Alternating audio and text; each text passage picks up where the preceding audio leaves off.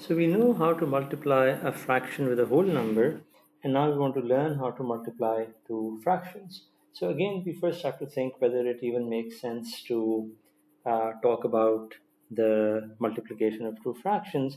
And again, we're going to use the interpretation above. So we're going to use very similar um, terminology. We're going to use the crutch of to figure out what multiplication is. So let's say I have 3/4 of something. So let's say I have 3/4 of of a rectangle, and I want 1/2 of it. So let's first make a rectangle. So let's say I have a rectangle, and I'm going to use the interpretation. So let me remind you that of is equal to multiply. That's how we got to the product of a fraction and a whole number. So now let's say so I have a rectangle. Here's a rectangle, and I am going to take 3/4 of it. So let's make 1/4, 2/4, 3/4. Okay, so now I have a rectangle, and now I can take 3/4 of it. So 3/4 of it would look like maybe like this, this, this, this, and this. So this is 3/4. Now, if I want a half of 3/4, let's say I have to give this half of this half of what I have. So I want to give half of 3/4. So half of 3/4, I only have the green portion, so I want to give half of 3/4. It ought to, because I'm using this interpretation, so it ought to mean it is half multiplied by 3/4. But you can see what I'm going to do is I'm going to half the entire thing. And now remember, all of these, the fourths, have now been cut off into eighths, right? Because I wanted half of it. And now I want to give half of 3/4. So maybe I can give this part, and this part. Remember? So these were the lines that I had. I'm just trying to clarify that this is what our initial object was, and these were the four portions. Now I'm going to give half of what I have, so it's going to be the three red portions are going to be now eights, and I'm going to give the three uh, portions out of them because now all of these are eights. There were a total of 8 eights. I only had 6 eights, but I'm going to give half of them, so I'll give you 3 eights instead of 6 eights. Okay, so that's what I learned. Now, I could have talked about maybe if I wanted to, I can go on and look at maybe the same rectangle. So here's my rectangle. Let me draw the rectangle here. Here's my rectangle. It's going to have four parts. 1, 2, 3, and maybe I erase this slightly and draw this over here. So now these are, again, I have 3/4 of my rectangle. So I have these parts of my rectangle. So I have this and this. So this is the rectangle that I have. And now I want to give 1/5 of 3/4, right? So let's say I want to give 1/5 of 3/4. So I want to give 1/5 of the 3/4 that I have. I have 3/4, right? So 1/5 of 3/4. So what I'm going to do is I'm going to break up my rectangle into fifths.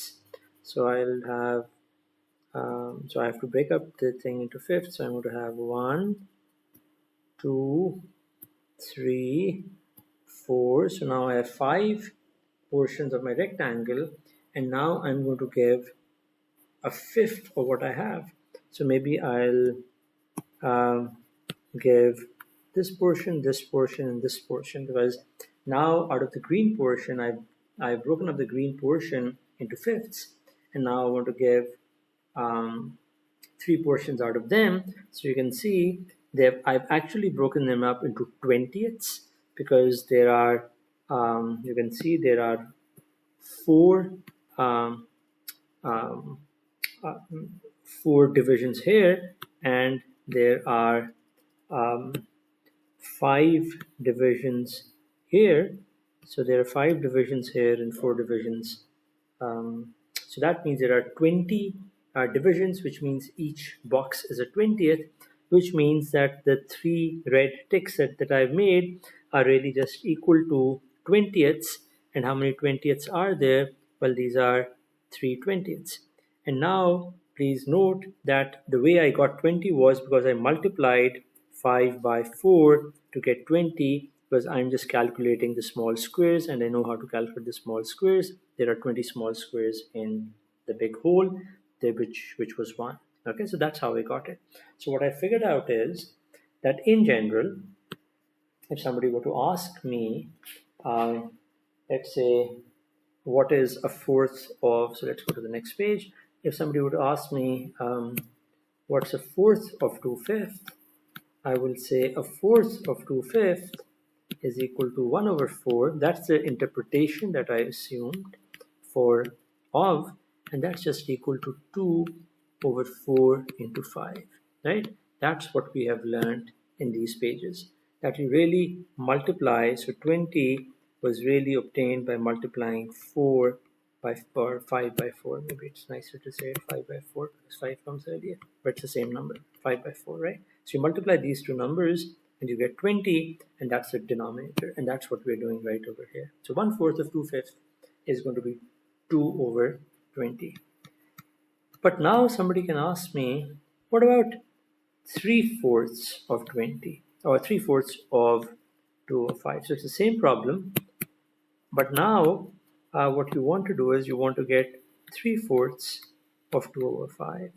Well, clearly, whatever the answer is for 1/4, so the answer for 1/4, the answer for 3/4 should be 3 times bigger.